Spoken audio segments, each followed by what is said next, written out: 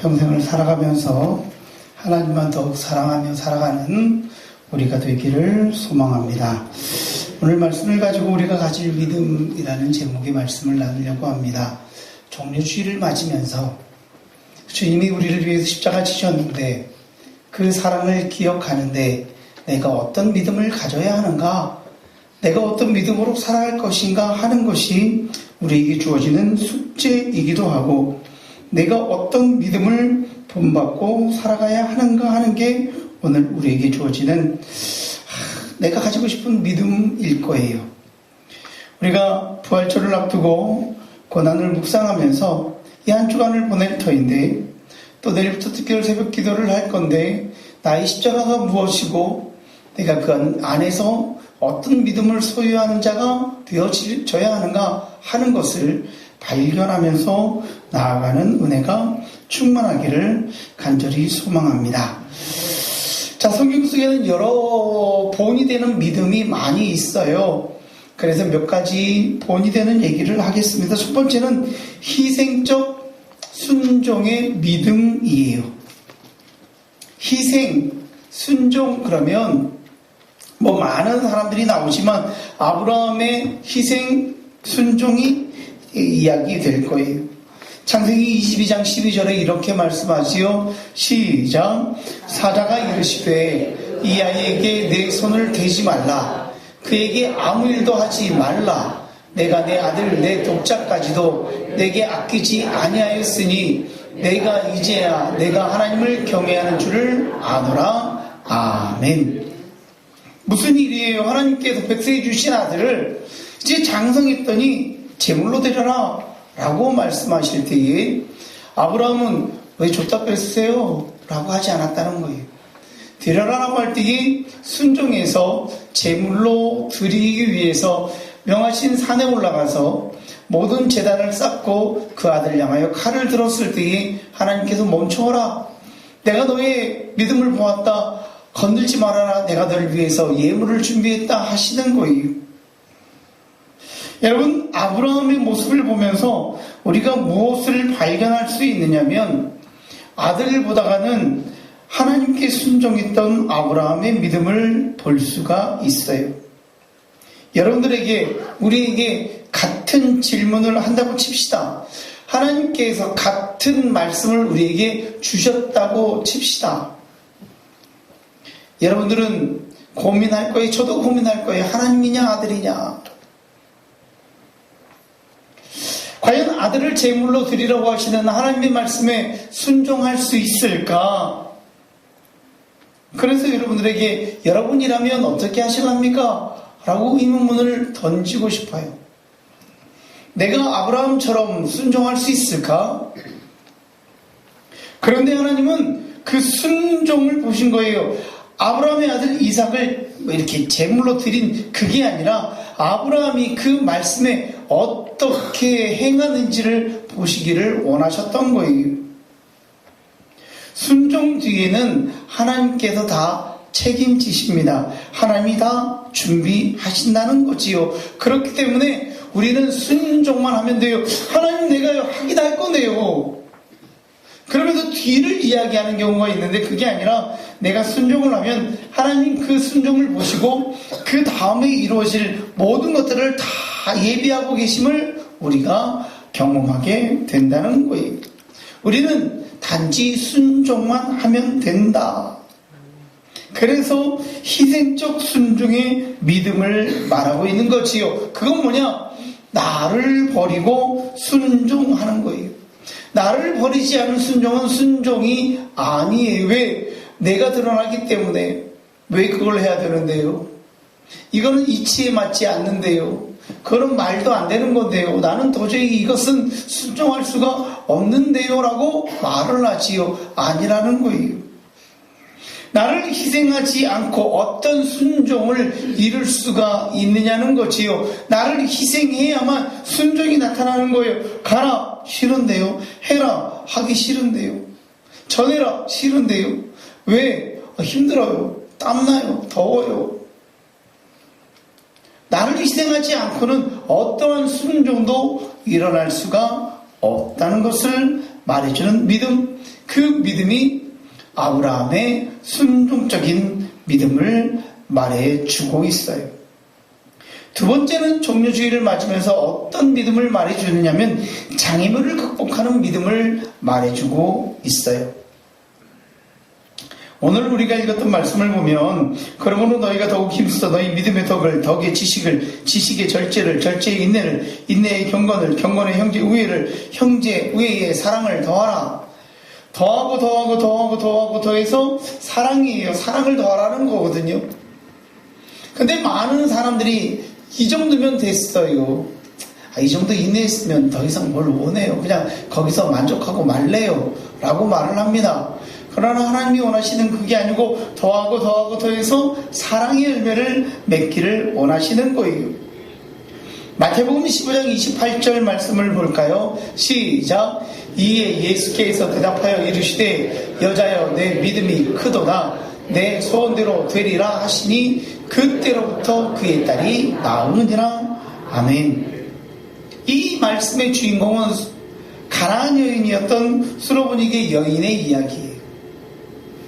그 여인의 딸이 귀신이 들려서 아팠어요. 어떤 의사를 통하고 어떤 방법을 통해도 그 딸을 낫게 할 수가 없었는데 어느 날 예수님 이야기를 들은 거예요. 야, 예수님은 능하지 못하는 게 없다. 모든 병든 자를 다 고치신다. 그 얘기를 듣고 있었는데 예수님이 지나가니까 이 수로보니게 여인이 외친 거예요. 다윗의 자손이여 나를 보소서. 나를 좀 만나주세요 라고 외친 거예요. 그랬더니 제자들이 막 여인이 외치니까 좀 조용히 해라. 주님이 가시는데 왜 그러냐 막. 그렇게 또 외치니까 주님이 그 여인을 향해서 뭐라고 하느냐면 나는 이스라엘을 위해서 왔지 그 이방인을 위해서 오지 않았어 라고 말씀을 하세요.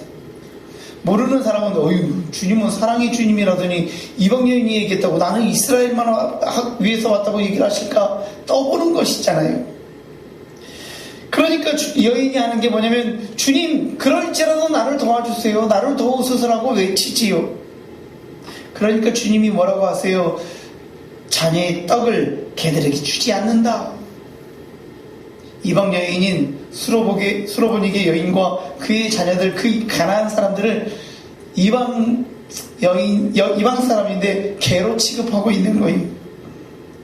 그랬더니 그 여인이 기분 나빠. 안 고쳐주면 안 고쳐주지. 뭐 그런 말을 해. 라고 돌아가지 않아요. 뭐라고 얘기해요? 주님, 개들도 주인의 상에서 떨어지는 그런 부스러기를 먹지 않습니까? 라고 대답을 합니다. 왜 주님이 나는 이스라엘을 위해서 왔다라고 얘기를 쭉 했느냐? 이 여인의 고백을 듣기 위함이에요.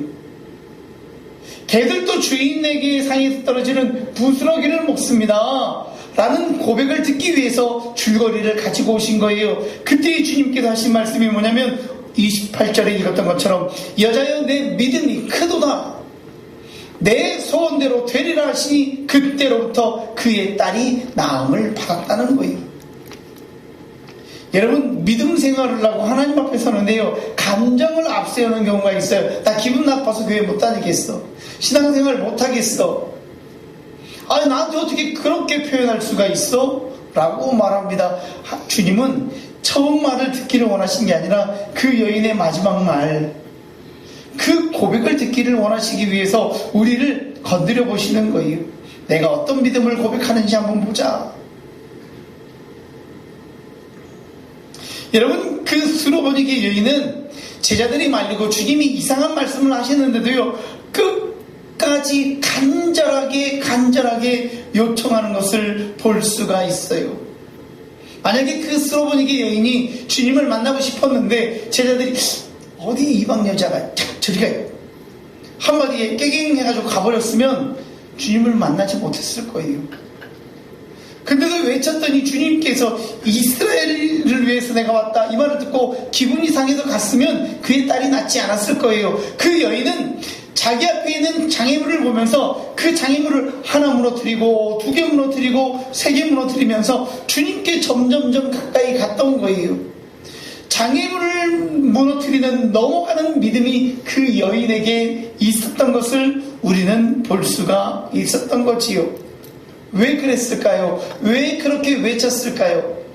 그 여인에게는 딸을 사랑하는 마음이 있었기 때문이에요. 내가 비록 멸시당하고 내가 무시당해서 개취급을 받더라도 내 딸이 나을 수만 있다면 나는 괜찮습니다 하고 어머니로서 자기를 희생하고 딸을 위해서 주님 앞에 나아가는 거예요.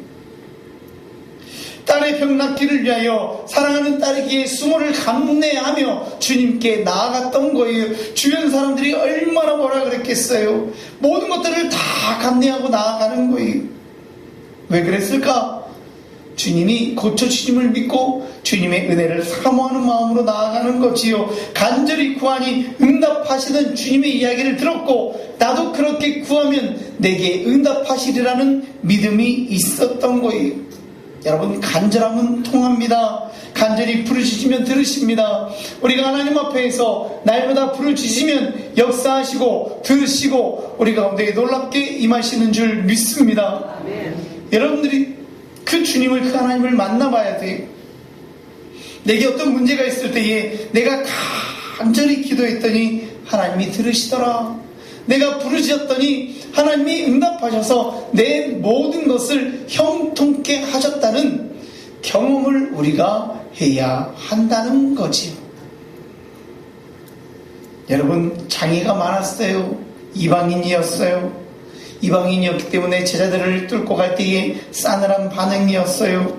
또 무시하는 그 모든 장애물을 해치고 나아갔더니 그 장애물을 뛰어넘는 믿음으로 주님 앞에 섰더니 주님께서 내 믿음이 너를 구원했다. 내 믿음이 크도다. 내 소원대로 된다. 내 딸이 나음을 얻었다 라고 말하는 거예요. 우리에게 이런 믿음이 충만하기를 원합니다.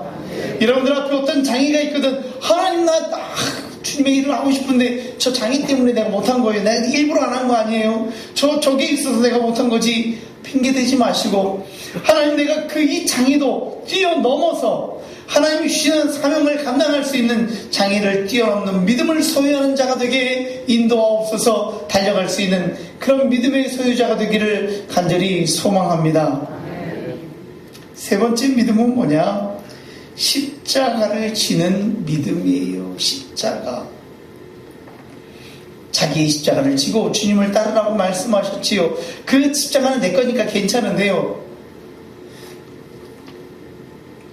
로마서 16장 13절부터 볼까요? 시작. 주 안에서 택하심을 입은 루포와 그의 어머니에게 문안하라. 그의 어머니는 곧 내 어머니니라. 마태복음 16장 24절을 봅니다. 시작. 이에 예수께서 제자들에게 이르시되 누구든지 나를 따라오려거든 자기를 부인하고 자기 십자가를 지고 나를 따를 것이니라. 아멘. 십자가를 져야 되는데 내 십자가는 괜찮은데 로마서 16장 13절을 봤더니 루포와 그의 어머니라고 나오지요.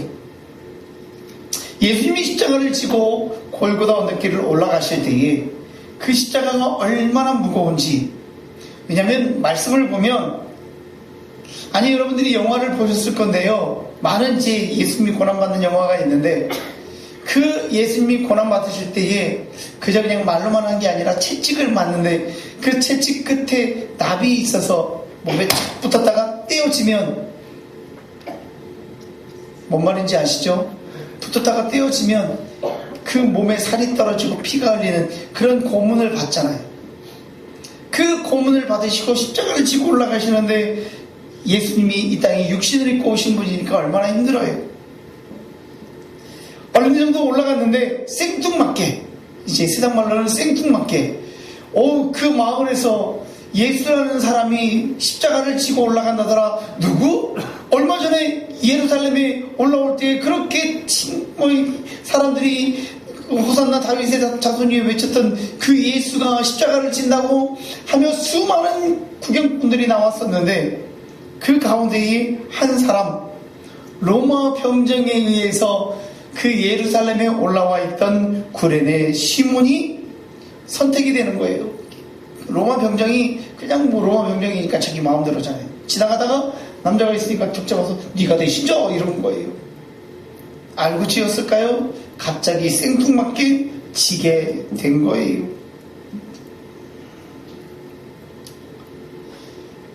구레네 시몬을 살펴보면 그는 아무것도 모르던 사람이에요. 구레네는 어디냐면 북아프리카, 지금 북아프리카 북쪽이니까 리비아에 있는, 리비아 동쪽에 있던 고대 도시예요. 그래서 지금으로 보면 리비아 북동쪽 케안 동네다 라고 나오지요. 고대에는 그리스 문화가 강하게 자리 잡은 도시였다는 거예요. 시몬이 십자가를 짐을 통해 그는 예수님을 메시아로 고백하게 돼요. 갑자기 어느 날 그냥 구경하다가 로마 병정에 의해서 예수님의 십자가를 지게 되는데, 내 십자가도 아니라 그 무거운 십자가를 지고 골고다 언덕까지 올라간 사람이 구레네 시몬인데, 말씀을 쭉 찾아보면 그로 인해서 구레네 집안이 하나님의 복음의 사역을 감당하는 은혜를 입게 되는 거예요. 마가복음 11장 21절을 보면 알렉산더와 루포의 아버지 시몬이 시골로부터 와서 지나가는데 그들이 그에게 예수의 십자가를 억지로 지게 하였더라. 왜 로마서 16장 13절을 읽어드렸냐면, 주 안에서 택하심을 입은 루포와, 그러니까 예수님 대신 십자가를 졌던 그 구레네 사람 시몬의 아들 루포가 초대교회에서 엄청난 일을 감당했던 일꾼이 되었다는 거예요. 그 구레네 시몬은 얼떨결에 십자가를 지고 올라갔지만 그 십자가를 짐으로 통하여 그 집안이 예수님의 복을 받는 복음을 증거하는 은혜의 집안이 되어졌다는 것을 우리에게 말씀하고 있는 거예요. 이 알렉산더와 루포, 초대교회에서 잘 알려진 인물이에요.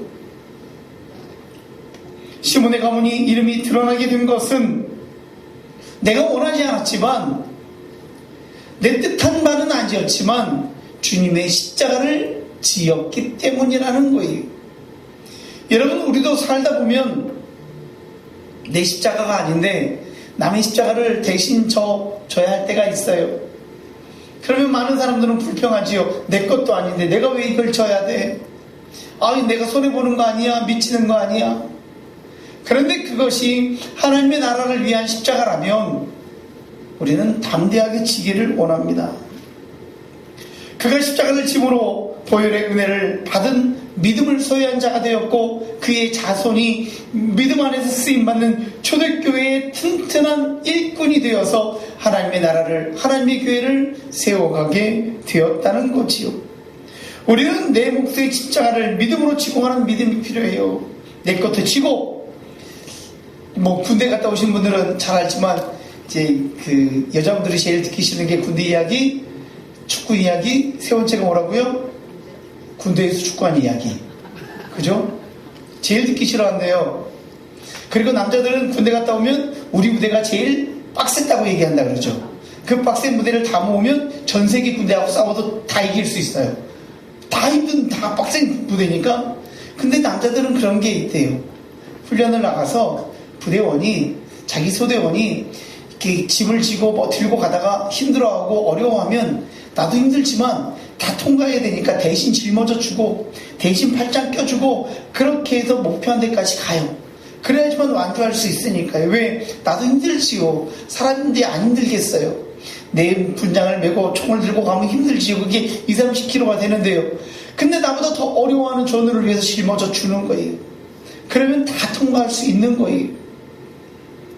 내 몫에 십자가도 져야 되지만 사랑하는 우리 성도들이 힘들어하면 그 십자가를 대신 져줄 수 있는 믿음도 우리에게 있어야 하는 줄 믿습니다.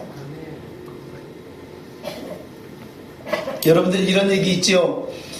인생 사실 뭐냐, 내가 어디 가서 사진을 하나 찍었는데 이거는 내 평생의 인생 사실이라고, 이거보다 멋있는 거 없다고 얘기하는 분들이 있어요. 그래서 핸드폰에 가지고 다니는 분도 있고 이게 내 정말 제일 멋있는 사진이라고. 여러분, 우리 믿음의 샷이 하나 있어야 돼요. 내가 믿음의 사진 한 장 하나님 앞에 섰을 때 하나님 그래도 내가 이만큼 이렇게 하나님 했어요. 내가 이렇게 믿음을 지켰고요. 이렇게 어려워하는 성도를 위해서 그 십자가를 대신 지면서 내가 달려왔어요. 라고 고백할 수 있는 은혜가 우리 안에 있어야 한다는 거지. 말씀을 정리합니다. 희생적인 믿음, 장애물을 뛰어넘는 믿음, 예수님의 십자가를 함께 지는 믿음이 우리에게는 필요합니다. 우리가 종려주의를 지내고 고난주간을 지나며 부활주의를 기다릴 것인데 그것이 그저 의미 없이 지나가는 게 아니라 하나님 나도 이런 믿음 소유하게 하시고 이 믿음으로 달려가 하나님의 나라를 하나님의 뜻을 경험하고 느끼고 그 믿음으로 승리하는 하나님의 자녀가 되게 하옵소서. 고백할 수 있는 그렇게 살아갈 수 있는 우리 모두가 되어지기를 간절히 소망합니다.